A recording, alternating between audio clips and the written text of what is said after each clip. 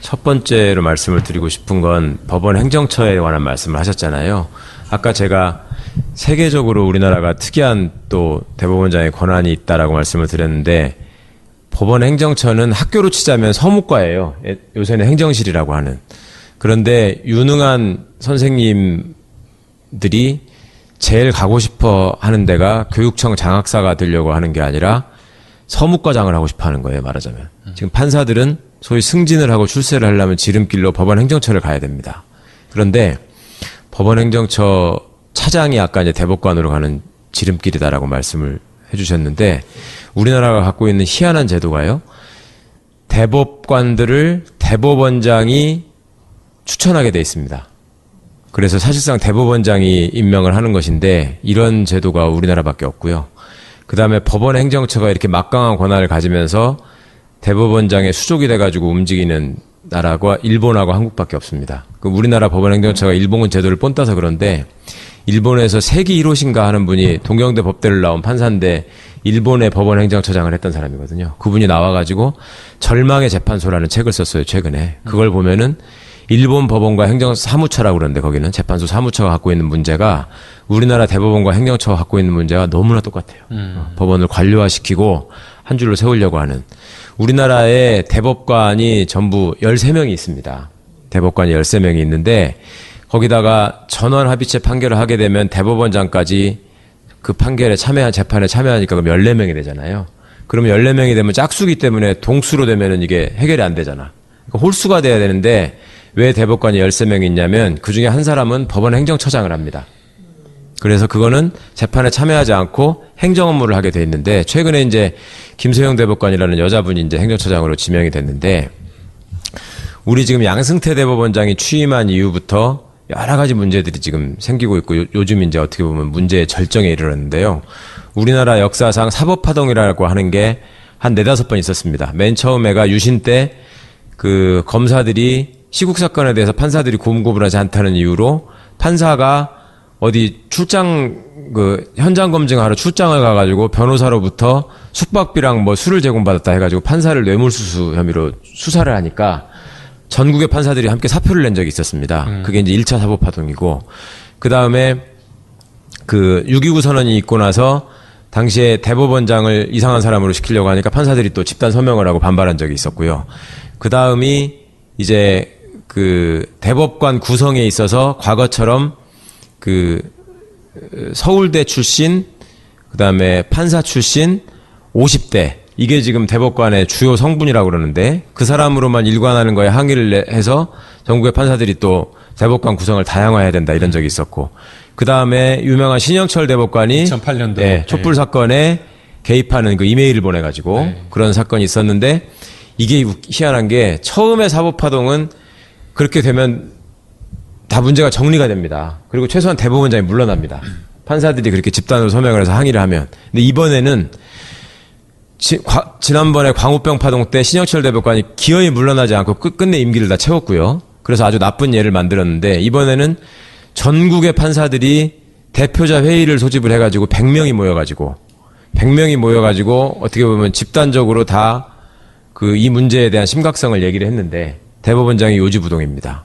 그리고 이 대법원장이, 양승태 대법원장이 과거에 자기한테 대항하는 것으로 보이는, 그러니까 대법관의 권위에 도전하는 것으로 보이는 특정 학회를 지목하고, 국제인권법학회라는 학회인데, 판사가 무려 560명 이상이 가입한 법원 내에 제일 큰 학회인데, 그 학회에서 탈퇴를 종용하고, 또 자기 밑에서 행정처에서 일했던 주요 간부들을 그 학회에다 투입시켜가지고 회장을 맡게 하고 주요 간부를 맡게 해가지고 와해시키려는 일도 하고, 그 다음에 그 학회 출신의 유망한 판사를 행정처로 불러들여가지고 네가 앞으로 이 학회에서 주도하는 세미나를 못하도록 하고, 그 세미나의 내용은 뭐냐면 법원 행정처나 그 대법관의 지시나 이런 거에 관료주의가 얼마나 판사들의 독립에 심대한 영향을 미치는가를 설문조사를 한 걸 발표하려고 했거든요. 그걸 못하게 하기 위해서 그 학회의 주역으로 보이는 판사를 불러다가 행정처의 주요 자리를 주면서 네가 앞으로 그거를 저지해, 이걸 시키는 겁니다. 좋은 자리를 주고 회유한 거네요. 네, 법원 행정처의 실장이라는 사람이. 그러니까 이 사람이, 아니 그게 무슨 말이냐, 저는 거기에 그렇게 핵심 멤버도 아닙니다. 그러니까 이 사람이 그 지시를 한 실장이 무슨 소리 하는 거야, 너 앞으로 정식 부임해가지고 컴퓨터에 보면, 네 컴퓨터에 보면 비밀번 번호가 걸려있는 폴더가 하나 있을 텐데 그걸 열어보면 거기 다 있어. 그러니까 우리가 네 조사를 다 해서 네가 그 핵심이라는 걸 알고 내가 지금 얘기하는 건데 아니라고 웃기지 마. 이런 취지로 얘기를 한 거예요. 그러니까 이 판사가 충격을 받고 자기랑 같이 있었던 동료 판사한테 물어봅니다. 그런 게 진짜 있냐? 그랬더니 그런 게 있다라고 얘기를 한 거예요. 그런데 법원행정처에는 여러 그 분야가 있는데 판사들의 인사관리라는 인사심의관실이라는 데가 있어요. 여기는 당연히 판사들에 관한 인사자료를 관리할 수 있죠. 판사들 중에서도 문제가 있는 사람이 있으니까. 평점이 나쁘거나 그렇죠. 뭐 재판을 잘못하거나 인성이 이상하거나 무슨 민원이 제기되거나 뭐 돈 문제가 이상하다거나 그런 사람들을 관리를 해야 되죠. 그래야 제2명에서 탈락시키고 하니까. 그런 인사심의관실에서 이게 있었던 게 아니라 아무 상관없는 사법정책실에 이게 있었단 말이에요.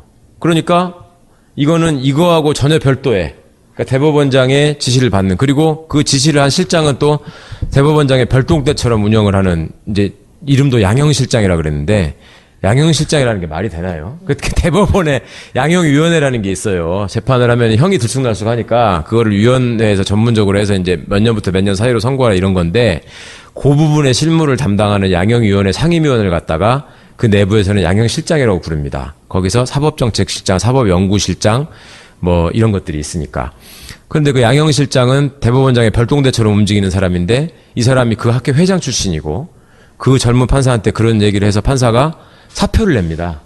이거는 판사의 기본적인 인권을 침해하는 일이다 라고 사표를 내니까 부랴부랴 그때부터 이 판사를 막 설득하고 무마하고 해가지고 이 판사를 그냥 원래 있었던 법원으로 다시 돌려보내는 식으로 법원의 역사상 한 번도 있지 않았던 일이 벌어지는 거죠. 이틀 만에 돌아가는 겁니다. 자기 법원으로. 그리고 참 유치한 것이 이 친구 하나만 돌려보내면 너무 표가 나잖아요. 그러니까 옆자리에 있는 사람들을 한 칸씩 옮긴 겁니다. 이런 바람에 더 표가 크게 난 거예요. 그러고 나서 이 문제가 이제 법원 내부의 판사들한테 공론화가 된 건 뭐냐면 그 판사가 이제 이 사람은 돌아갔고 거기에 항의해가지고 새로 부임한 판사가 이제 그 업무를 물려받아서 일을 해야 될 거 아닙니까? 그런데 컴퓨터를 켜보니까 하드디스크를 교체해가지고 이게 깡통인 거예요, 컴퓨터가. 그래가지고 일을 할 수가 없어. 파일이 있어야지 뭘 갖고 일을 하잖아. 그러니까, 근데 그 사람이 왔을 때 윗사람들이 이 문제를 어떻게든 덮는데 급급하니까 후임 판사한테 사실은 거기에 무슨 이런 게 있어가지고 우리가 그거 지우느라고 하드 교체했으니까 그냥 일해. 이렇게 얘기 못했을 거 아니에요. 네. 그러니까 이 사람은 일을 해야 되는데 아무것도 없는 거야. 그러니까 이 또 순진하고 성실한 친구가 USB를 들고 전에 그 자리에 있었던 사람들을 찾아다니면서 아니 와보니까 컴퓨터가 깡통이에요. 그럼 하나씩만 복사해주세요. 이러면서 파일을 복사하고 다닌 거야. 그러니까 그 장면을 본 판사들이 많이 있을 거 아니에요. 아니 이게 무슨 일이야? 그러니까 아니 컴퓨터가 깡통이라네? 이래가지고 이게 알려진 거야. 이제 이게 무슨 일이야? 하고 보니까 이렇게 된 거고 그런데 이제 그거를 법원행정처는 계속 미봉책을 일관한 거죠. 그런 일 없다. 그 판사가 일신상의 사유로 원해서 그냥 돌아갔을 뿐이다. 심지어는 그 판사를 거짓말쟁이로 몰려는 시도도 있었고. 그게 다 했겠지. 예. 그리고 뭐 이제 진상조사위원회가 꾸려져가지고 조사를 하겠다 해놓고 진상조사위원회에다가 그러면 그 하드디스크를 확인해달라고 하니까 그거는 개인의 신상정보나 이런 것들이 많아가지고 해줄 수 없다라는 또 얘기를 하고 그러니까 판사들이 또 법원 내부에 자기들끼리 쓰는 전산망에다가 장문의 글을 올리는데 하필 또 전자공학과 나온 판사가 있어가지고 거기다가 제가 컴퓨터에 대해서 좀 아는데 이거는 이렇게 처리를 하면은 사생활의 비밀을 전혀 침해하지 않고 그거만 딱 확인할 수 있으니까 그렇게 합시다. 근데 그것도 못하겠다고 거부를 한 거예요. 그것도 못하겠다고 하니까 진상조사 결과 발표를 하면서 법원 행정처 조직 전체가 잘못한 것이다. 이렇게 발표를 했는데 또 언론 플레이를 해가지고 행정처의 간부들의 일부 문제가 있었다. 그러면서 최근에 아까 그 처음 지시했다는 양형실장 한 사람만 감봉 4개월에 징계를 합니다. 감봉 4개월에. 그러니까 자리가 억울을 그렇게 할 수 있는 그러니까 문제는 조사를 통해서 이제 진짜 판사 블랙리스트가 있었는지를 확인을 하는 것이 정말 중요하고요. 그 다음에 이제 더 중요한 것은 정말 이러한 어떤 판사에 대한 자료가 있었다라고 한다면 실제 이 판사들에 대한 불이익이 있었는지 보거든요. 사실은 뭐 검사들도 뭐 승진의 목을 맨다라고 하는데 판사도 공무원이다 보니까 좋은 자리를 가야겠다라는 승진 욕구가 분명히 있어요. 또 특히나 판사 같은 경우에는 뭐 본인이 판사로서의 역량을 키워야 된다라고 하면 단순하게 이제 뭐 그냥 좋은 자리 가는 게 아니라 정말 좋은 사건을 맡아볼 수 있는 그런 자리, 그런 법원에 가는 게 중요하거든요. 그러다 보니까 사실은 판사들도 이러한 어떤 평가 자료나 이런 것들이 있다라고 한다면 인사상 불이익 때문에 판결에 대해서 아무래도 조심할 수밖에 없는 거예요. 그게 소위 말하는 그 사법 관료화라고 하는 건데, 이 사법 관료화가 얼마나 무시무시한 거냐면 하급심 법원에서 1심, 2심, 3심이 이렇게 자유롭게 있는 것은 각급 법원마다 판사가 정말 독립되게 정말 그냥 기록을 보고 본인 소신과 양심에 따라서 판단을 하라고 그렇게 해주는 건데, 이게 사법 관료화 속에서 본인의 어떤 승진을 생각하고 본인이 속해 있는 법원장이 뜻이 어떨까, 또 여론이 어떨까 이렇게 생각하게 되면 1심 법원부터 판결 선고나 이런 것들이 정말 왜곡될 수가 있는 거거든요. 그렇기 때문에 사실상 이 판사 블랙리스트가 정말 존재했는지, 그리고 정말 존재했다라고 한다면 양승태 대법원장이 이것을 고려해서 인사상 조치를 했는지 여부를 확인하는 게 중요한데, 그 확인 가장 기본이 아까 변호사님께서 말씀하신 그 컴퓨터를 보는 거. 컴퓨터를 봐야지 정말 있었는지 없는지가 중요하고, 그 다음에 실제로 그 문건을 작성했다라고 한다면 그 사람들을 불러가지고 조사를 해야 되는데, 그 컴퓨터를 뭐 개인 신상 정보가 들어있어서 안 된다라고 하는데, 이미 법관회의에서는 조사 과정에서 확보된 뭐 전자 증거들이 외부로 유출되지 않는 거를 첫 번째 원칙으로 하고, 그 다음에 뭐 행정처가 요구하는 모든 수단과 조치를 다 같이 동원해서 조사에 임하겠다라고 해서 그런 뭐 우려나 이런 것들을 다 불식시켰거든요. 그런데도 컴퓨터를 못 들여다보게 하고 조사나 이런 것들을 부실하게 해서 결국에는 이 블랙리스트가 있었는지 없었는지도 또 지금 모호하게 만들어버린 상황이니까 정말 답답한 거죠. 지금 꼬리 자르기를 하고 대충 모면하려고 하는데 이게 쉽지 않을 거고요. 지금 판사들은 절규하고 있습니다. 지금 시민들의 관심을 조금 못 받고 있는 측면이 있긴 한데, 간단히 말해서 이렇게 얘기하는 겁니다. 우리가 지금 박근혜 국정농단 사태와 관련해서 블랙리스트와 관련한 김기춘, 조윤선 이런 사람들의 유무죄 여부를 판단하는 판사들이다. 근데 우리 스스로 블랙리스트를 만들어서 그 문제가 제대로 규명되지 않은 상황에서 누가 누구를 지금 재판할 수 있느냐라는 얘기를 하거든요. 그리고 실제로 판사들이 이런 존재에 대해서 위축되고 있다는 게 참 국민들 입장에서 슬픈 일인데, 과거와 달리 지금 판사들이 완전히 직업인 생활인이 돼버렸습니다. 일단 변호사를 해서 먹고 살기가 쉽지 않다라는 거에 대한 두려움이 크고요. 그 다음에 두 번째로는 저도 참 믿고 싶지 않은 일인데, 양승태 대법원장 시절에 우리 서기호 전 의원, 서기호 판사를 재임용 탈락을 시켰죠. 예. 이것이 의외로 법원 내에 상당한 공포심을 주고 있습니다. 그러니까 그 전에 법원이 재임용을 탈락시키는 건 뭐였냐면, 판사와 검사의 차이점이, 검사는 정년이 있습니다. 그래서 60세, 63세, 뭐 65세 이런 식의 정년이 있어가지고 그 나이까지 다 할 수 있거든요. 그런데 법관은, 판사는 10년마다 한 번씩 재임용 심사를 받게 돼 있습니다. 그래서 이 사람들 개인적으로 차이 나는 건 뭐가 있냐면, 정년이 보장돼 있기 때문에 검사가 중간에 퇴직을 하면은 20년 이상 되면은 명예퇴직을 하면서 그 정년까지 남은 기간에 관한 돈을 명예퇴직금을 더 많이 받잖아요. 그렇게 하는데 판사는 그게 없는 거예요. 10년씩 잘라지기 때문에. 그러니까 그걸 나도 검사처럼 더 달라고 소송했다가 진 사람도 있고, 그런데 하여튼 10년마다 재임용이 되게 돼 있는데, 그 전까지는 법원이 관행적으로 어떻게 했냐면, 문제가 있는 판사들이 있을 거 아니에요. 예. 뭐 여러 문제를 일으키는 사람들이 있으면 그런 사람들을 10년 재임용 상황이 됐을 때 행정처에 전화를 합니다, 미리. 예. 이번에 재임용 들어가는데 사표를 내지 않으면 탈락시키겠다. 아, 진짜요? 그래서 그러면 사표를 내고 나갑니다. 그럼 외부에서 볼 때는 이 사람이 탈락된 건지 사표 낸 건지 표가 안 나게. 예, 그래서 법원에서 볼 때는 판사들이 마치 결함이 없는 깨끗한 사람인 것처럼 홍보하는 효과도 있고, 당사자의 명예를 지켜주는 효과도 있고, 이런 게 있습니다. 그러니까 매 기수가 되면 10년차, 20년차가 되면은 소위 법원 내에서 바른 소리를 했던 사람들은 떱니다, 진짜로. 그리고 자기를 이상한 자리로 보내지 않을까 떨고요. 그런 일들이 양승태 대법원장 이후에 아주 심각하게 벌어지고 있습니다. 그러니까 이거는 이렇게 해가지고 그냥 아유, 판사들 저 쪼잔한 놈들 뭐 먹고 살 게 뭐가 그렇게 힘들다고 이런 생각으로 지금 끝나는 일이 아니고, 그 판사 개인의 독립성에 영향을 미쳐가지고 재판을 왜곡시킨다는 문제가 있는 거죠. 말도 안 되네. 몰랐던 사실이네요. 그렇습니다. 그래서 정말 이거는 다 알고 보면 끔찍한 일이 너무 많은데, 이게 있어요.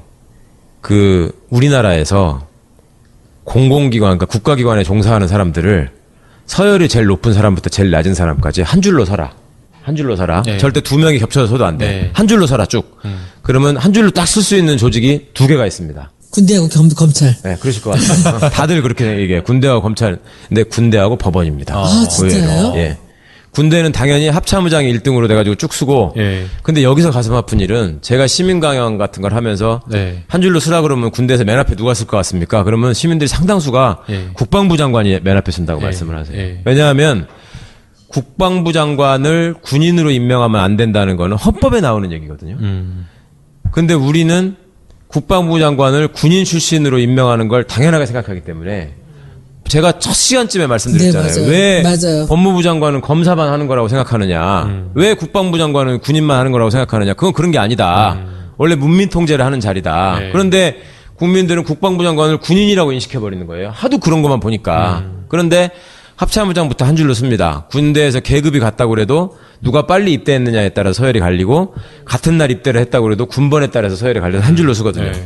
판사는 처음 임관한 성적 순서대로 쭉 쓰고요. 그 다음에 그 순서가 계속 유지가 되고요. 그 다음에 고등법원 부장판사 때 한 번 이게 섞이는데 그거는 먼저 된 사람 순서대로 되고요. 그때부터는 과거에는 기수대로 또 기수별 성적대로 서열이 매겨졌는데 지금은 나이 순으로 그게 좀 바뀌긴 했습니다. 그런 사회가 잘 없거든요. 그렇죠. 우리 사회생활 해보면. 또 고등법원 부장판사하고 대법관도 또 발탁된 순서대로 서열이 매겨지고요. 정말 웃기는 일이 많이 있는데 그래서 판사들이 저지르는 진짜 희한한 일은 재판부가 3명으로 구성되는 게 많잖아요. 그러면 3사람이 앉았을 때 가운데 있는 사람이 부장판사고 부장판사의 오른쪽에 있는 사람이 그 재판부의 넘버 2 우배석 판사, 좌배석 판사가 왼쪽에 앉은 사람이 말석 판사입니다. 그러면 이 3사람의 역할은 점심때 밥 먹으러 조금 멀리 간다 그러면은 이 말석 판사가 운전하는 사람, 그 다음에 이 우배석 판사는 돈 내는 사람, 재판장은 먹는 사람입니다. 걸어갈 때 삼각편 예, 들고. 제가 말씀드렸던 그 삼각형으로 다니면서, 그러니까 항상 이제 재판장이 가운데 쓰고 삼각형으로 다니고 한 줄로 서야 되면은 항상 가운데 있던 재판장이 맨 앞으로 나서고 이게 다만 여기서 끝나는 일이 아니고 우리 양승태 대법원장이 취임한 이후에 2가지 희한한 일이 벌어지는데 하나는 양승태 씨가 등산을 좋아하는 걸로 유명합니다. 그래서 대법원장으로 지명되는 순간에도 외국에 가서 등산을 하고 있었거든요. 등산 매니아인데 이분이 전국 법원의 판사들을 격려한다고 간담회를 한다고 법원에 내려가서 주말에 등산을 합니다. 등산을 하면 일단 대법원장이 내려오셨으니까 쫙 모일 거 아니에요. 주말에 쉬지도 못하고. 그러면 등산을 하고서 산으로 올라가는데 한 줄로 쫙 서서 올라가는 거예요. 순서대로. 그런 진풍경이 벌어지고 한 군데 갔는데 2번째 가니까 이제 누구 이제 직원 중에 한 분이 올라가서 좀 시원하게 먹으라고 오이나 사과 같은 걸 싸올 수 있잖아요. 네. 그걸 내놓고 이제 하니까 아 여기 올라와서 이걸 먹으니까 너무 맛있다. 응? 산에 올라서 먹으면 또 맛있잖아요. 이렇게 얘기를 하니까 다음 법원에 갈 때는 이게 소문이 나가지고 이제 막걸리를 가져오고 알아서. 컵라면을 가져오고 이게 이제 품목이 늘어나는 거예요. 다음 법원에 가니까 뭔가 이제 차별화하는 충성 경쟁이 이제 시작된 겁니다. 다음 법원에 가니까 이제는 이제 이 양반이 왔다가 복귀한 다음에 게시판에다 글을 쓰는 거예요. 이번에 대법원장님께서 오셔서 그 인자하고 온화한 성품과 탁월한 실력을 보여주셔서 너무나 감동적 이런 용비어천가를 게시판에다 올리니까 처음에 한 5줄로 올리니까 그 다음부터 가면은 메뉴가 늘어나고 게시판을 올리는 게 이렇게 늘어나고 사람 숫자가 이렇게 늘어나고 막 이런 일이 생겼어요. 그래가지고 내부적으로도 이게 우리가 이래서 될 일이냐 네, 네. 이런 짓들을 하고 있었는데 그러니까 모든 거를 다 대법원장한테 인사권이 집중돼 있기 때문에 지금 생기는 일입니다. 대법관도 대법원장이 지명하고 세계적으로 유일하게 이게 대법관을 대법원장이 왜 지명하지 못하게 하냐면 이 사람들이 동등하게 서로 자기 의견을 개진해야지 공정한 판결이 나올 수 있잖아요. 최종심에서. 그래서 그러는 건데 우리나라는 대법원장이 그렇게 하게 돼 있고 그다음에 모든 판사와 직원들에 대한 인사권을 다 갖고 있고 대법원장이 여기저기 추천하는 자리가 또 많습니다. 그래서 누가 헤아려 봤는데 대법원장이 한 손에 쥐고 있는 인사권이 뭐 18,000 몇 개인가 그렇더라고요. 아, 진짜요? 예. 혼자서 다 할 수 있습니다. 그걸. 그러니까 이렇게 막강한 권한을 가지고 있는 사람이 격려한다면서 돌아다니니까 당연히 용비어천가를 부르는 거예요. 양비어천가. 예. 그러니까 요것도 이제 부족했는지 2012년, 14년, 16년에 이건 정말 외부에 안 알려진 일인데 한마음 체육대회라는 걸 만들어 가지고요. 서울로 올라와서 전국의 법원 관련자들이 올라와서 체육대회를 합니다. 아, 축구대회도 하고. 근데 한마음 체육대회를 하는데 거기 서로 앉아가지고 이제 그 노래 가사를 바꿔가지고 대법원장을 찬양하는 노래 경연대회. 거기 앉아가지고 응원가인 것처럼 하면서 대법원장이 거기 천막에 한 바퀴 돌 거 아니에요. 의원님들 무슨 구회 행사 있으면 돌듯이. 돌면 거기 갈 때마다 이제 판사들이 거기서 노래를 부르는 거예요. 대법원장 찬양한 노래를. 그렇지만 이게 너무 판사가 너무 불쌍해지는 것 같아요. 노래를 부르고 그 대법원장이 돌아다니면 이제 대법관이 옆에서 또 바구니를 들고 또 따라다니는 거예요. 이 사람 따까리 하느라고. 대법관이. 그러니까 돌아다니고 그 다음에 또 어느 해인가에 딱 이제 저기 대법원장 대법관이 도착하니까 갑자기 상자를 확 열어가지고 비둘기가 쫙 날아가는. 퍼포먼스. 사실이야 이게. 네. 아유. 저도 판사들이 얘기해줘서 안 거예요. 세상에 이런 일을. 그런데도 검찰총장을 부러워하잖아. 아니, 그러니까. 검찰총장이 부러워서 벌어진 일이라는 거죠. 그러니까 대법관이, 대법원장이 아까 앞에 말씀드리기를 제가 한 줄로 쓰는 조직이라고 했는데 이게 단점만 있는 건 아닙니다. 그만큼 서열의식 때문에 짓눌려 있다는 얘기도 되지만 예. 한편으로는 인사권을 가지고 이 사람들을 농단할 수 있는 여지가 줄어드는 거예요. 왜냐하면 공무원이 항상 윗사람의 부당한 지시를 받고 거기에 굴종하면서 영혼 없는 자로 타락해가는 이유는 인사 때문에 그렇잖아. 다음 보직을 잘 받고 싶고 좋은 자리에 가서 다음에 승진하고 싶기 때문에 그런 거잖아요. 근데 판사는 한 줄로 서 있기 때문에 다음에 지가 어디 갈 걸로 알아요. 그러니까 서울에서 처음 있으면 지방을 가는 거고 이제 지방에서 상당한 연한이 차면 서울로 올라오는 건데 그때 예를 들면 제가 서울에서 처음 발령을 받은 판사인데 다음에 내려갈 때는 이제 고향 가까운 데 쪽으로 뭐 지망을 할 거 아니에요. 그러면 이제 제가 전주를 예를 들어 지망을 했다. 그런데 나보다 성적 좋은 사람이 전주를 지망해가지고 전주가 차버렸어 자리가. 그러면 나는 전주는 못 가고 어디 저기 군산이나 아니면 좀 더 멀리 뭐 광주나 뭐 이렇게 갈 수 있겠구나 이렇게 생각을 한단 말이야. 대충 그렇게 돼요. 그래서 어떻게 보면 눈치를 보지 않고 소식껏 재판할 수 있는 역할을 하기도 했는데 양스태 대법원장이 이걸 흐트러버립니다. 첫 번째 그걸 흐트러버리고 그 다음에 두 번째는 뭐냐면 계속 문제가 됐던 게 승진제도예요. 판사가 법상으로는 우리나라의 법관이 대법원장, 대법관, 판사 이렇게만 해서 재판을 하는 것처럼 돼 있는데 실제로 검사장이라는 직급이 법에 없음에도 검사들이 검사장이라고 하면서 차를 타고 다니듯이 법원의 고등법원 부장판사도 법적으로는 없는 직급인데 그렇게 하잖아요. 운용을 하잖아요.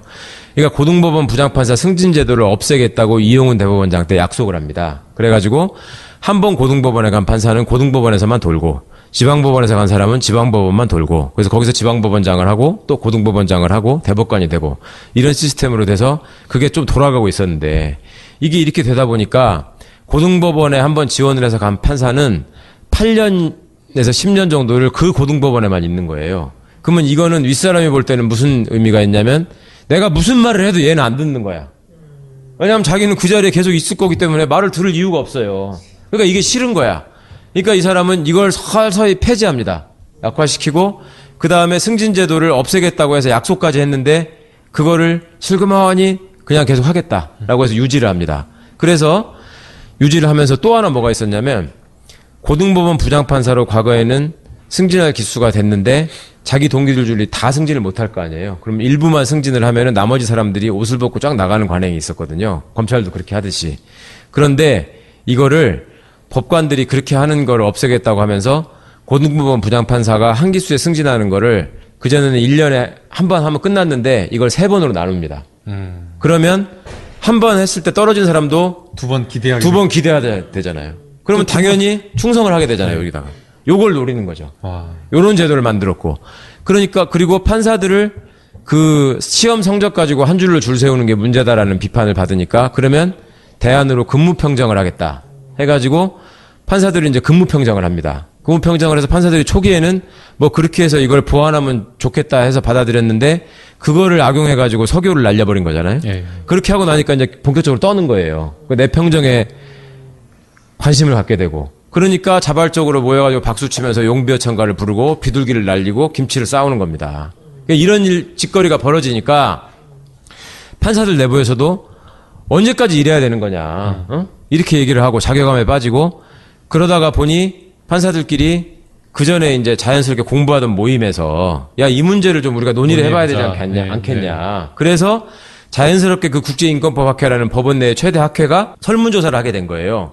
행정처의 그런 지침이나 그런 어떤 평정이나 이런 것들이 당신의 재판에 어떤 영향을 미친다고 생각하느냐. 그러니까 나중에 결국 우여곡절 끝에 조사 결과가 발표됐는데 거의 80~90%가 나는 다 신경이 쓰인다, 눈치를 본다 이렇게 답변을 했잖아요. 네. 그러니까 이거를 미리 안 거야. 대법원과 행정처가. 그러니까 이게 발표가 되면 대법원장한테 타격이 될 거 아닙니까? 그러니까 이걸 막아야 되는 거죠. 그러니까 판사 하나를 불러가지고 네가 막아 했다가 이 친구가 이거 인권 침해다 이렇게 하니까 아유 야, 그냥 잘못했어 그냥 돌아가 이렇게 해놓고 이게 이제 문제가 불거지니까 블랙리스트 파동으로 지금 이게 된 거고 그러니까 절대 그런 일 없다고 하면서 그러면 그런 일이 없다고 얘기하려면 없다고 확실히 입증을 하면 될 거 아니냐 우리가 그렇죠. 같이. 예, 그러니까 너무 간단한 일이잖아요. 그냥 하드디스크 보자. 지금 죽어도 못 보겠다는 거예요. 그거를. 죽어도 못 보겠다는 것이고 과거에 김영한 민정수석의 그 비망록에 업무수첩에 그 김기춘 씨가 지시해가지고 문제 판사 이름도 나오고 뭐 그거를 이렇게 조치해야 된다는 얘기가 나오고 실제로 판사들이 징계를 받았지 않습니까? 그때 김동진 부장판사라는 판사가 대법원에서 국정원 그 댓글 사건에 관해서 무죄가 나니까 이게 말이 되냐라고 이제 그 게시판에다가 아주 신랄하게 비판을 했다고요. 이게 고등법원 부장판사 승진하고 싶어가지고 정의와 진실을 왜곡했다라는 취지의 글을 올렸거든요. 네. 이 사람을 정직 2개월을 했습니다. 정직 2개월. 엄청난 중징계거든요. 엄청난 중징계를 예. 했죠. 예. 우리 이정열 판사도 그 전에 있을 때 부러진 화살 석궁 사건 관련해서 그 지나치게 과장됐다라는 얘기를 하기 위해서 과거에 우리가 재판 합의할 적에 사실은 이 사람한테 유리하게 했었다라는 얘기를 했다는 이유로 거기도 정직 징계를 예, 했잖아요. 예. 자, 이번에는 전국의 판사가 대표자를 뽑아서 들고 일어난 지금 일입니다. 과거 같으면 진작에 대법원장이 사표를 10번도 더 내고 그만뒀을 거예요. 근데 왜 안 내? 해기는 거죠. 왜냐면 임기가 다음 달에 말리고 하거든요. 9월 달에 끝나는데 자기는 불명예스럽게 중간에 퇴진하는 저기가 안 되고 싶은 거예요. 그리고 이 사람이 과거에 자기가 대법관이 될 때, 대법원장이 되기 전에 아까 우리 김 변호사님이 법원행정처 차장을 하다가 대법관이 됐다 그랬잖아요. 그때 대법원장이 최종영 대법원장이라는 분인데 그때 대법관 구성에 관련해서 문제가 있었거든요. 너무나 보수적인 사람들만 임명한다는 문제가 제기되니까 그때 이제 마지못해서 이제 조금 이렇게 개혁적인 사람들을 임명했다가 끝끝내 퇴임하는 마지막 날 직전에 양승태 대법관을 임명하고 나가거든요. 그러니까 이 사람이 그런 어떤 그 대법원장이 중간에 퇴진하는 것이 사법사상 몇 번 되지 않는 일이기 때문에 거기에 자기가 이름이 올라가는 게 싫은 거죠. 경남고하고 서울법대를 나왔는데 김기춘 씨의 직속 8년 후배입니다. 고등학교 그 대학교 사람이 후배. 시킨 건가? 뭐 그랬을 수도 있고 하여튼 뭐 대통령의 선배도 되네? 이명박 대통령 때 그게 됐기 때문에 어쨌거나 예. 보수적이지만 그래도 능력은 있는 사람이다라는 평가를 그분을 대법관으로 임명한 사람들은 하는데 지금 이제 대법원장이 돼서 하는 걸 보니까 과거 이 양반 직전에 대법원장이 이용훈 대법원장이라고 노무현 대통령이 임명한 대법원장이었는데 그분은 존경을 받으셨던 그분은 분인가? 뭐 전폭적인 존경까지는 아니더라도 하여튼 상당한 존경을 받은 분이고 나름 이제 법원을 좀 개혁적으로 운영해 보려고 여러 가지 애도 쓰고 과거에 이제 독수리 오용재라고 얘기한 좀 개혁적인 대법관들을 지명하고 했던 일이 있는데 이분은 소위 이제 언론에서 얘기하는 정통 엘리트 법관 코스를 밟은 사람으로서 법원 내부의 그 인너서클에 있는 사람들은 대법관 13자리 중에 검사 출신이 지금 한 명이 있고요. 그 다음에 서울대 출신이 아닌 사람이 한 명이 있고요. 그 다음에 여성이 지금 또 있고요. 이렇게 이제 배려해서 하는데 과거에 이제 무슨 원광대를 나오신 분을 대법관으로 지명하고 그 다음에 부장판사로 중간에 사표 던지고 나가서 변호사 개업한 분을 대법관으로 지명하고 법원 내에 개혁적인 판결을 통해서 신망을 얻는 분들을 대법관으로 지명하고 이런 과정에서 이걸 어떻게 받아들이냐면 이상한 정권이 들어와가지고 우리가 당연히 해야 될 자리를 뺏어간다라고 생각하는 사람들이에요. 그러니까 사석에서 얘기하는 거 보면 내가 깜짝 놀랐는데 이번에 우리가 몇 자리를 또 뺏겼다라고 표현을 합니다. 또 뺏겼다. 그러니까 거기는 당연히 우리 자리라고 생각을 하는 당연히 거네요. 우리가 하는 건데 뺏겼다라고 얘기를 하는데 이분은 대법원장이 돼가지고 이거를 내가 다시 돌려놓겠다라는 생각을 한 것 같아요. 그것이 박근혜가 얘기하는 비정상화의 정상화하고 비슷한 맥락인데 하여튼 그래서 이게 지금 대법원장이라는 거는 어느 정도의 그 권위를 내부적으로 가지고 있냐면 우리가 전원 합의체로 재판을 하는 경우가 사회적으로 굉장히 이슈가 되는 사건에 대해서 대법원이 주요한 판례를 남기고자 할 때 또 기존의 판례를 바꿔야 할 때 그 다음에 이제 12명의 대법관하고 대법원장 1명이 하고 13명이라 그랬잖아요. 네. 그럼 12명이 4명 씩해서 3개의 부가 있습니다, 대법원에는. 그러면 4명의 그 대법관들이 각각 자기 부에 배당된 사건을 나눠가지고 4분의 1씩 하는데 그 중에 다 주심 대법관들이 있거든요. 근데 이 주심 대법관이 얘기한 것과 다른 대법관들의 의견이 맞지 않으면 이거는 전원재판부에 회부하도록 돼 있는데 그것도 자동으로 법적으로는 원래 다 회부하게 돼 있는데 그렇게 하면 너무 많아진다 그래가지고 대법원장이 회부하라 마라를 결정하기도 하고 지시하기도 하고 합니다. 그런데 전원 합의체가 이제 이루어져가지고 거기서 이제 토의를 할 거 아니에요. 예. 말하자면 요게 이제 유죄냐 무죄냐. 한명숙 총리 사건 같은 경우에 이게 유죄냐 무죄냐 이런 것들을 이제 얘기를 할 때 그래서 대법원 판결은 다수 의견 소수 의견이 항상 기재되게 돼 있는데요. 그거를 쫙 이제 토의를 하고 나서 그러면 나는 유죄다, 나는 무죄다 이걸 의견을 밝혀야 되잖아요. 네. 그거를 서열이 낮은 대법관부터 얘기를 하게 돼 있습니다. 그럼 서열이 낮은 대법관부터 나는 유죄다, 나는 무죄다 이렇게 하다가 보면 몇 대 몇으로 갈릴 거 아니에요. 네. 그러면 극단적으로 대립이 됐을 때 어떻게 되겠습니까? 13명이니까 7대 6으로 갈리는 경우가 있어야 되고요. 네. 예. 그 다음에 사회적으로 중요 이슈가 되는 또 쟁점이 되는 내지는 소부에서 의견이 안 맞는 사건이 올라왔기 때문에 13대 빵은 없어야 되잖아요. 그렇죠. 예. 그렇죠? 예. 기본적으로. 예. 그런데 양승태 대법원장이 되고 나서 13대 빵이 되는 사건이 엄청 많아졌어요. 과거에는 없었던. 그러니까 이거는 그냥 정치적으로 조금 그 구릴 수 있는 이상한 사건의 판결을 하면서 나 혼자 매맞을 수 없으니까 같이 하는 걸로 해가지고 13대 빵 판결을 만드는 거예요. 아무 의미가 없는 거예요. 그거는 4명이 하는 데서 4대 빵으로 해도 되는 거거든. 소름 끼치는데요. 예. 그거를 굳이 올려가지고 13대 빵으로 하는 사건이 양승태 대법원장 시절에만 엄청나게 많아졌어요. 예를 들어서 어떤 대표적인 사건이 있어요? 쌍용차 저기 한 거를 정리해고에 적법하냐 아니냐. 이게 이제 2심에서 적법하지 않다. 잘못된 해고다라고 했는데 그걸 대법원에 13대 빵으로 했고요. 그 다음에 국정원 댓글 사건, 원세훈 사건, 네. 파기환송한 거. 그것도 13대 빵이었어요. 네. 그런 말도 안 되는 짓거리를 하는 겁니다. 면피하려고 그러는 거지. 누구 하나 이름 하나 이게 13, 피하려고. 12대 1은 싫으니까. 네. 그런데 적어도 대한민국의 대법관들이 모여서 얘기를 하면은 7대 6짜리 사건들도 있어야지. 응? 소수의 의견들이 어느 정도 존중받는다는. 이용훈 대법원장 시절에는 7대 6은 없어도 8대 5가 꽤 있었어요. 8대 5가. 그래서 독수리 오형제라는 말이 나온 건데 이건 또 왜 8대 5가 되냐면 이것도 참 가슴 아픈 일인데 헌법재판소에 헌법재판소장이 있잖아요. 네. 헌법재판소장까지 합쳐서 9명이거든요. 헌법재판관이.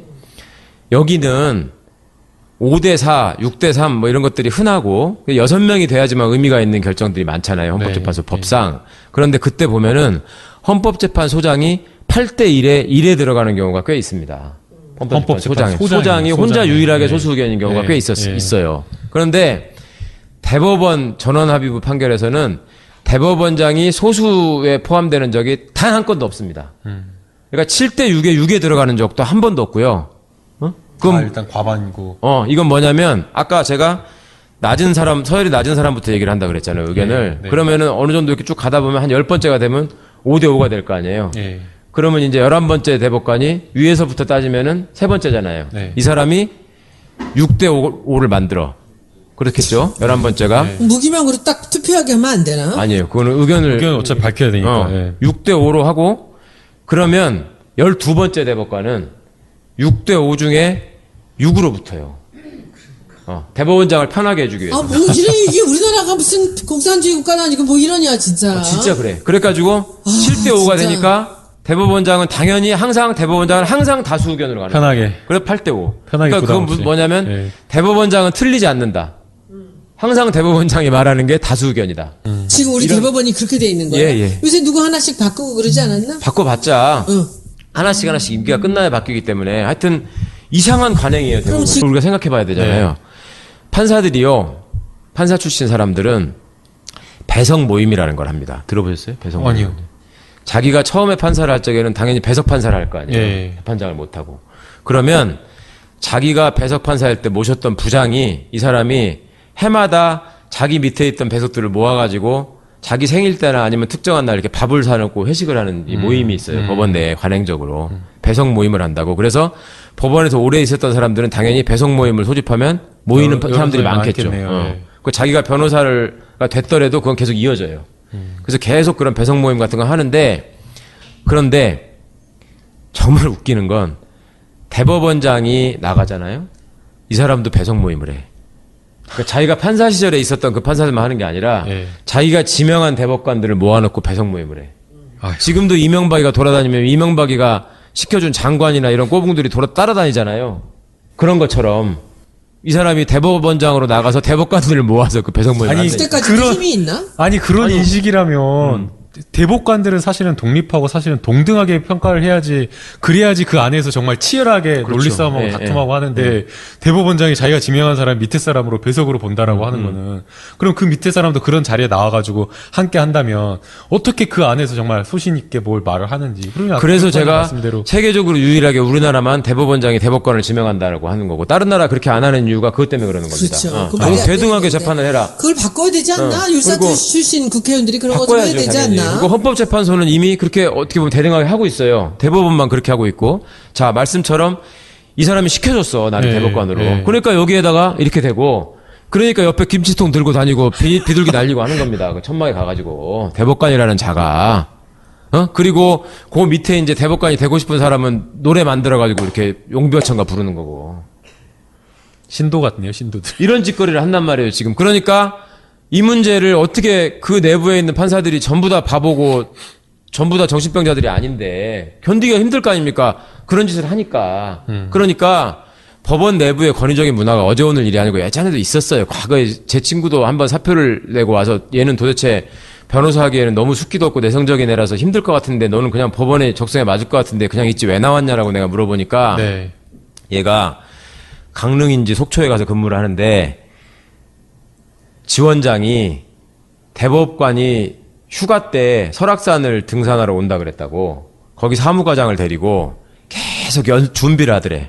준비하는 것까지는 좋은데 도상 연습을 해요. 우리나라의 관료 조직의 병폐가 어떤 높은 사람이 어디를 간다고 그러잖아요. 무슨 그러면 여행 5분, 10분 단위로 그 네. 시간 계획을 만듭니다. 그래가지고 거기를 미리 한번 가봐.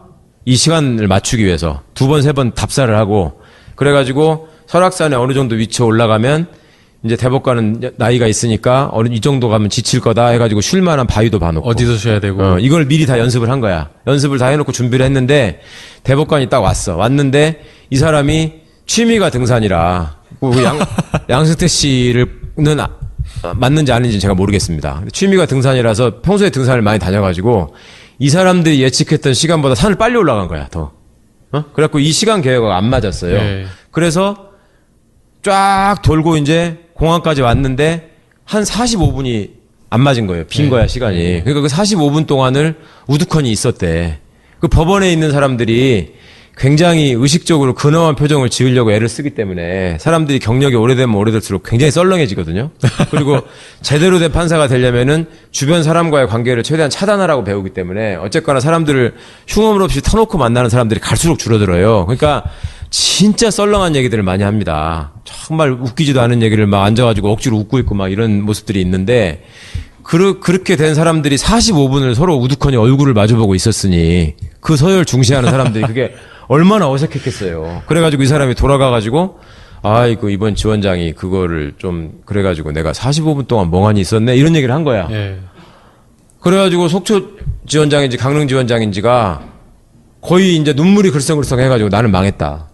이렇게 된 거예요. 이렇게 찾아오기도 쉽지 않은데 이렇게 홀대에서 돌려보냈으니 그래서 얘가 그 옆에서 그걸 지켜보다가 야 이게 판사가 할 짓이냐 나는 이건 못하겠다 해가지고 사표 내고 나온 게 벌써 10여 년 전인 일인데 그 일이 지금 부활을 한 것도 모자라가지고 이제 더한 일이 생겨가지고 비둘기를 날린다고 하니 그러니 이 판사들이 그런 문제에 대한 설문조사를 해서 우리 대법원의 인사제도를 바꾸자. 그리고 법원 개혁의 핵심은 그거예요. 법원 행정처를 없애는 거하고 법원 행정처에 판사가 가고 출세하는 시스템을 없애야 되고 판사의 승진제도를 없애는 거예요. 대법관이 되는 거 외에는. 이게 핵심인데 그거를 하기 위한 기초조사를 한 건데 그게 지금 대법원장의 입장에서는 자기도 검찰총장처럼 휘두르고 싶은데 이거에 대해서 지금 반대하는 움직임이 있으니까 적발해라, 무산시켜라, 와가라.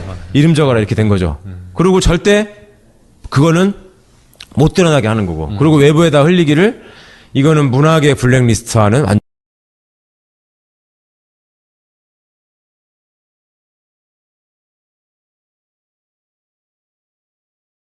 이게 깡통인 거예요, 컴퓨터가.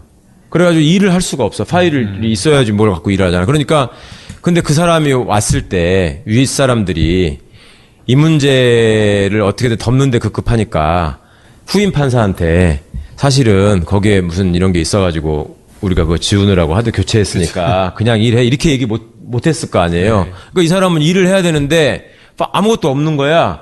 그러니까 이 또 순진하고 성실한 친구가 USB를 들고 전에 그 자리에 있었던 사람들을 찾아다니면서 아니 와보니까 컴퓨터가 깡통이에요. 그럼 하나씩만 복사해주세요 이러면서 파일을 복사하고 다닌 거야. 그러니까 그 장면을 본 판사들이 많이 있을 거 아니에요. 아니 이게 무슨 일이야? 그러니까 아니 컴퓨터가 깡통이라네? 이래가지고 이게 알려진 거야. 이제 이게 무슨 일이야? 하고 보니까 이렇게 된 거고. 그런데 이제 그거를 법원행정처는 계속 미봉책을 일관한 거죠. 그런 일 없다. 그 판사가 일신상의 사유로 원해서 그냥 돌아갔을 뿐이다. 심지어는 그 판사를 거짓말쟁이로 몰려는 시도도 있었고. 별거 다 했겠지. 예. 그리고 뭐 이제 진상조사위원회가 꾸려져가지고 조사를 하겠다 해놓고 진상조사위원회에다가 그러면 그 하드디스크를 확인해달라고 하니까 그거는 개인의 신상정보나 이런 것들이 많아가지고 해줄 수 없다라는 또 얘기를 하고 그러니까 판사들이 또 법원 내부에 자기들끼리 쓰는 전산망에다가 장문의 글을 올리는데 하필 또 전자공학과 나온 판사가 있어가지고 거기다가 제가 컴퓨터에 대해서 좀 아는데 이거는 이렇게 처리를 하면은 사생활의 비밀을 전혀 침해하지 않고 그것만 딱 확인할 수 있으니까 그렇게 합시다. 근데 그것도 못하겠다고 거부를 한 거예요. 그것도 못하겠다고 하니까 진상조사 결과 발표를 하면서 법원 행정처 조직 전체가 잘못한 것이다. 이렇게 발표를 했는데 또 언론 플레이를 해가지고 행정처의 간부들의 일부 문제가 있었다. 그러면서 최근에 아까 그 처음 지시했다는 양형실장 한 사람만 감봉 4개월에 징계를 합니다. 감봉 4개월에. 그러니까 분들이가 억울을 그렇게 할 수 있는 그러니까 문제는 조사를 통해서 이제 진짜 판사 블랙리스트가 있었는지를 확인을 하는 것이 정말 중요하고요. 그 다음에 이제 더 중요한 것은 정말 이러한 어떤 판사에 대한 자료가 있었다라고 한다면 실제 이 판사들에 대한 불이익이 있었는지 보거든요. 사실은 뭐 검사들도 뭐 승진에 목을 맨다라고 하는데 판사도 공무원이다 보니까 좋은 자리를 가야겠다라는 승진 욕구가 분명히 있어요. 또 특히나 판사 같은 경우에는 뭐 본인이 판사로서의 역량을 키워야 된다라고 하면 단순하게 이제 뭐 그냥 좋은 자리 가는 게 아니라 정말 좋은 사건을 맡아볼 수 있는 그런 자리, 그런 법원에 가는 게 중요하거든요. 그러다 보니까 사실은 판사들도 이러한 어떤 평가 자료나 이런 것들이 있다라고 한다면 인사상 불이익 때문에 판결에 대해서 아무래도 조심할 수밖에 없는 거예요.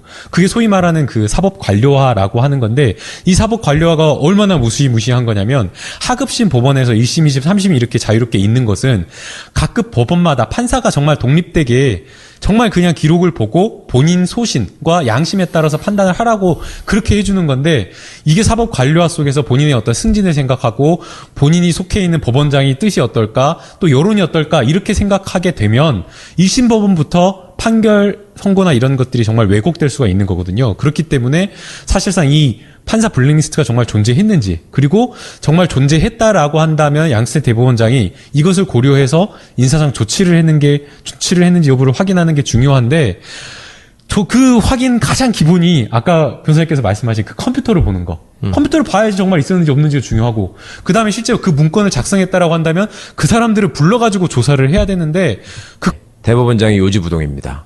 그리고 이 대법원장이 양승태 대법원장이 과거에 자기한테 대항하는 것으로 보이는 그러니까 대법관의 권위에 도전하는 것으로 보이는 특정 학회를 지목하고 국제인권법학회라는 학회인데 판사가 무려 560명 이상이 가입한 법원 내 제일 큰 학회인데 그 학회에서 탈퇴를 종용하고 또 자기 밑에서 행정처에서 일했던 주요 간부들을 그 학회에다 투입시켜가지고 회장을 맡게 하고 주요 간부를 맡게 해가지고 와해시키려는 일도 하고 그 다음에 그 학회 출신의 유망한 판사를 행정처로 불러들여가지고 네가 앞으로 이 학회에서 주도하는 세미나를 못하도록 하고 그 세미나의 내용은 뭐냐면 법원 행정처나 그 대법관의 지시나 이런 거에 관료주의가 얼마나 판사들의 독립에 심대한 영향을 미치는가를 설문조사를 한 걸 발표하려고 했거든요. 그걸 못하게 하기 위해서 그 학회의 주역으로 보이는 판사를 불러다가 행정처의 주요 자리를 주면서 네가 앞으로 그거를 저지해. 이걸 시키는 겁니다. 좋은 자리를 주고 회유한 거네요. 네, 법원 행정처의 실장이라는 사람이. 그러니까 이 사람이 아니 그게 무슨 말이냐. 저는 거기에 그렇게 핵심 멤버도 아닙니다. 그러니까 이 사람이 그 지시를 한 실장이 무슨 소리 하는 거야. 너 앞으로 정식 부임해가지고 컴퓨터에 보면 네 컴퓨터에 보면 비밀번 번호가 걸려있는 폴더가 하나 있을 텐데 그걸 열어보면 거기 다 있어. 그러니까 우리가 네 조사를 다 해서 네가 그 핵심이라는 걸 알고 내가 지금 얘기하는 건데 아니라고 웃기지 마. 이런 취지로 얘기를 한 거예요. 그러니까 이 판사가 충격을 받고 자기랑 같이 있었던 동료 판사한테 물어봅니다. 그런 게 진짜 있냐? 그랬더니 그런 게 있다라고 얘기를 한 거예요. 그런데 법원 행정처에는 여러 그 분야가 있는데 판사들의 인사관리라는 인사심의관실이라는 데가 있어요. 여기는 당연히 판사들에 관한 인사자료를 관리할 수 있죠. 판사들 중에서도 문제가 있는 사람이 있으니까. 평점이 나쁘거나 그렇죠. 재판을 잘못하거나 인성이 이상하거나 무슨 민원이 제기되거나 뭐 돈 문제가 이상하다거나 그런 사람들을 관리를 해야 되죠. 그래야 재임용에서 탈락시키고 하니까. 그런 인사심의관실에서 이게 있었던 게 아니라 아무 상관없는 사법정책실에 이게 있었단 말이에요. 그러니까 이거는 이거하고 전혀 별도의 그러니까 대법원장의 지시를 받는 그리고 그 지시를 한 실장은 또 대법원장의 별동대처럼 운영을 하는 이제 이름도 양형실장이라 그랬는데 양형실장이라는 게 말이 되나요? 그 대법원에 양형위원회라는 게 있어요. 재판을 하면 형이 들쑥날쑥하니까 그거를 위원회에서 전문적으로 해서 이제 몇 년부터 몇 년 사이로 선고하라 이런 건데 그 부분의 실무를 담당하는 양형위원회 상임위원을 갖다가 그 내부에서는 양형실장이라고 부릅니다. 거기서 사법정책실장, 사법연구실장 뭐 이런 것들이 있으니까. 그런데 그 양형실장은 대법원장의 별동대처럼 움직이는 사람인데 이 사람이 그 학교 회장 출신이고 그 젊은 판사한테 그런 얘기를 해서 판사가 사표를 냅니다. 이거는 판사의 기본적인 인권을 침해하는 일이다 라고 사표를 내니까 부랴부랴 그때부터 이 판사를 막 설득하고 무마하고 해가지고 이 판사를 그냥 원래 있었던 법원으로 다시 돌려보내는 식으로 법원의 역사상 한 번도 있지 않았던 일이 벌어지는 거죠. 이틀 만에 돌아가는 겁니다. 자기 법원으로. 그리고 참 유치한 것이 이 친구 하나만 돌려보내면 너무 표가 나잖아요. 그러니까 옆자리에 있는 사람들을 한 칸씩 옮긴 겁니다. 이런 바람에 더 표가 크게 난 거예요. 그러고 나서 이 문제가 이제 법원 내부의 판사들한테 공론화가 된 건 뭐냐면 그 판사가 이제 이 사람은 돌아갔고 거기에 항의해가지고 새로 부임한 판사가 이제 그 업무를 물려받아서 일을 해야 될 거 아닙니까? 그런데 컴퓨터를 켜보니까 하드디스크를 교체해가지고 컴퓨터를 뭐 개인 신상 정보가 들어있어서 안 된다라고 하는데 이미 법관 회의에서는 조사 과정에서 확보된 뭐 전자 증거들이 외부로 유출되지 않는 거를 첫 번째 원칙으로 하고 그 다음에 뭐 행정처가 요구하는 모든 수단과 조치를 다 같이 동원해서 조사에 임하겠다라고 해서 그런 뭐 우려나 이런 것들을 다 불식시켰거든요. 그런데도 컴퓨터를 못 들여다보게 하고 조사나 이런 것들을 부실하게 해서 결국에는 이 블랙리스트가 있었는지 없었는지도 또 지금 모호하게 만들어버린 상황이니까 정말 답답한 거죠. 지금 꼬리 자르기를 하고 대충 모면하려고 하는데 이게 쉽지 않을 거고요. 지금 판사들은 절규하고 있습니다. 지금 시민들의 관심을 조금 못 받고 있는 측면이 있긴 한데 간단히 말해서 이렇게 얘기하는 겁니다. 우리가 지금 박근혜 국정농단 사태와 관련해서 블랙리스트와 관련한 김기춘, 조윤선 이런 사람들의 유무죄 여부를 판단하는 판사들이다. 근데 우리 스스로 블랙리스트를 만들어서 그 문제가 제대로 규명되지 않은 상황에서 누가 누구를 지금 재판할 수 있느냐라는 얘기를 하거든요. 그리고 실제로 판사들이 이런 존재에 대해서 위축되고 있다는 게 참 국민들 입장에서 슬픈 일인데 과거와 달리 지금 판사들이 완전히 직업인 생활인이 돼버렸습니다. 일단 변호사를 해서 먹고 살기가 쉽지 않다라는 거에 대한 두려움이 크고요. 그 다음에 두 번째로는 저도 참 믿고 싶지 않은 일인데 양승태 대법원장 시절에 우리 저 서기호 전 의원, 서기호 판사를 재임용 탈락을 시켰죠. 예. 이것이 의외로 법원 내에 상당한 공포심을 주고 있습니다. 그러니까 그 전에 법원이 재임용을 탈락시키는 건 뭐였냐면 판사와 검사의 차이점이 검사는 정년이 있습니다. 그래서 60세, 63세, 뭐 65세 이런 식의 정년이 있어가지고 그 나이까지 다 할 수 있거든요. 그런데 법관은, 판사는 10년 만에 한 번씩 재임용 심사를 받게 돼 있습니다. 그래서 이 사람들 개인적으로 차이 나는 건 뭐가 있냐면 정년이 보장돼 있기 때문에 검사가 중간에 퇴직을 하면은 20년 이상 되면은 명예퇴직을 하면서 그 정년까지 남은 기간에 관한 돈을 명예퇴직금을 더 많이 받잖아요. 그렇게 하는데 판사는 그게 없는 거예요. 10년씩 잘라지기 때문에. 그러니까 그걸 나도 검사처럼 더 달라고 소송했다가 진 사람도 있고 그런데 하여튼 10년마다 재임용이 되게 돼 있는데 그 전까지는 법원이 관행적으로 어떻게 했냐면 문제가 있는 판사들이 있을 거 아니에요. 예. 뭐 여러 문제를 일으키는 사람들이 있으면 그런 사람들을 10년 재임용 상황이 됐을 때 행정처에 전화를 합니다. 미리. 예. 이번에 재임용 들어가는데 사표를 내지 않으면 탈락시키겠다. 아, 진짜요? 그래서 예, 그러면 사표를 내고 나갑니다. 그럼 외부에서 볼 때는 이 사람이 탈락된 건지 사표 낸 건지 표가 안 나게. 예, 그래서 법원에서 볼 때는 판사들이 마치 결함이 없는 깨끗한 사람인 것처럼 홍보하는 효과도 있고 당사자의 명예를 지켜주는 효과도 있고 이런 게 있습니다. 그러니까 매 기수가 되면 10년 차, 20년 차가 되면은 소위 법원 내에서 바른 소리를 했던 사람들은 떱니다, 진짜로. 그리고 자기를 이상한 자리로 보내지 않을까 떨고요. 그런 일들이 양승태 대법원장 이후에 아주 심각하게 벌어지고 있습니다. 그러니까 이거는 이렇게 해가지고 그냥 아유 판사들 저 쪼잔한 놈들 뭐 먹고 살 게 뭐가 그렇게 힘들다고 이런 생각으로 지금 끝나는 일이 아니고 그 판사 개인의 독립성에 영향을 미쳐가지고 재판을 왜곡시킨다는 문제가 있는 그 거죠. 말도 안 되는 몰랐던 사실이네요. 그렇습니다. 그래서 정말 이거는 다 알고 보면 끔찍한 일이 너무 많은데 이게 있어요.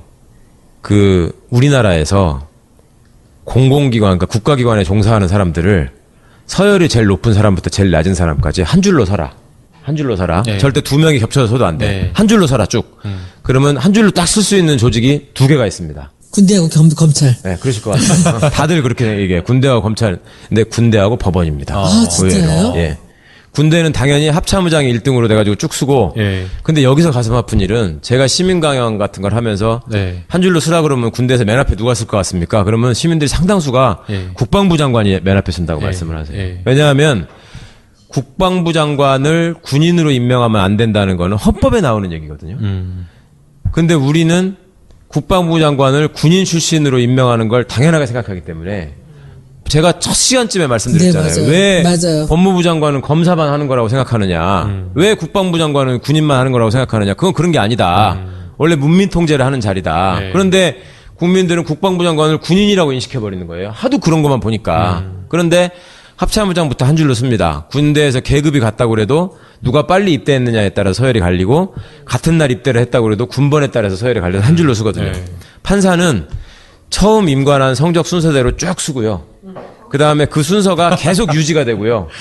그 다음에 고등법원 부장판사 때 한 번 이게 섞이는데 그거는 먼저 된 사람 순서대로 되고요.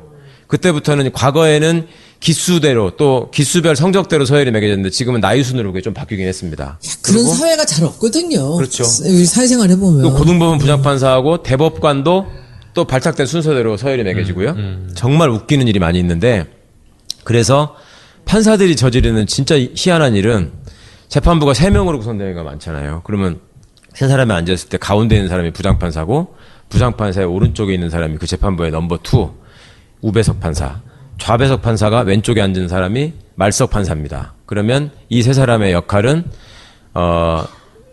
점심 때 밥 먹으러 조금 멀리 간다 그러면은 이 말석 판사가 운전하는 사람, 그 다음에 이 우배석 판사는 돈 내는 사람, 재판장은 먹는 사람입니다. 걸어갈 때 삼각편 예, 되고. 제가 말씀드렸던 그 삼각형으로 다니면서, 그러니까 항상 이제 재판장이 가운데 쓰고 삼각형으로 다니고 한 줄로 서야 되면은 항상 가운데 있던 재판장이 맨 앞으로 나서고 이게 다만 여기서 끝나는 일이 아니고 우리 양승태 대법원장이 취임한 이후에 두 가지 희한한 일이 벌어지는데 하나는 양승태 씨가 등산을 좋아하는 걸로 유명합니다. 그래서 대법원장으로 지명되는 순간에도 외국에 가서 등산을 하고 있었거든요. 등산 매니아인데 이분이 전국 법원의 판사들을 격려한다고 간담회를 한다고 법원에 내려가서 주말에 등산을 합니다. 등산을 하면 일단 대법원장이 내려오셨으니까 쫙 모일 거 아니에요. 주말에 쉬지도 못하고. 그러면 등산을 하고서 산으로 올라가는데 한 줄로 쫙 서서 올라가는 거예요. 순서대로. 그런 진풍경이 벌어지고 한 군데 갔는데 두 번째 가니까 이제 누구 이제 직원 중에 한 분이 올라가서 좀 시원하게 먹으라고 오이나 사과 같은 걸 싸올 수 있잖아요. 네. 그걸 내놓고 이제 하니까 아 여기 올라와서 이걸 먹으니까 너무 맛있다. 응? 산에 올라서 먹으면 또 맛있잖아요. 이렇게 얘기를 하니까 다음 법원에 갈 때는 이게 소문이 나가지고 이제 막걸리를 가져오고 알아서. 컵라면을 가져오고 이게 이제 품목이 늘어나는 거예요. 다음 법원에 가니까 뭔가 이제 차별화하는 충성 경쟁이 이제 시작된 겁니다. 다음 법원에 가니까 이제는 이제 이 양반이 왔다가 복귀한 다음에 게시판에다 글을 쓰는 거예요. 이번에 대법원장님께서 오셔서 그 인자하고 온화한 성품과 탁월한 실력을 보여주셔서 너무나 감동적 이런 용비어천가를 이제 게시판에다가 올리니까 처음에 한 5줄로 올리니까 그 다음부터 가면은 메뉴가 늘어나고 게시판을 올리는 게 이렇게 늘어나고 사람 숫자가 이렇게 늘어나고 막 이런 일이 생겼어요. 그래가지고 내부적으로도 이게 우리가 이래서 될 일이냐. 네. 이런 짓들을 하고 있었는데, 그러니까 모든 거를 다 첫 번째로 말씀을 드리고 싶은 건 법원 행정처에 관한 말씀을 하셨잖아요. 아까 제가 세계적으로 우리나라가 특이한 또 대법원장의 권한이 있다라고 말씀을 드렸는데, 법원 행정처는 학교로 치자면 서무과예요. 요새는 행정실이라고 하는. 그런데 유능한 선생님들이 제일 가고 싶어 하는 데가 교육청 장학사가 되려고 하는 게 아니라 서무과장을 하고 싶어 하는 거예요, 말하자면. 지금 판사들은 소위 승진을 하고 출세를 하려면 지름길로 법원 행정처를 가야 됩니다. 그런데 법원 행정처 차장이 아까 이제 대법관으로 가는 지름길이다라고 말씀을 해주셨는데, 우리나라가 갖고 있는 희한한 제도가요, 대법관들을 대법원장이 추천하게 돼 있습니다. 그래서 사실상 대법원장이 임명을 하는 것인데, 이런 제도가 우리나라밖에 없고요.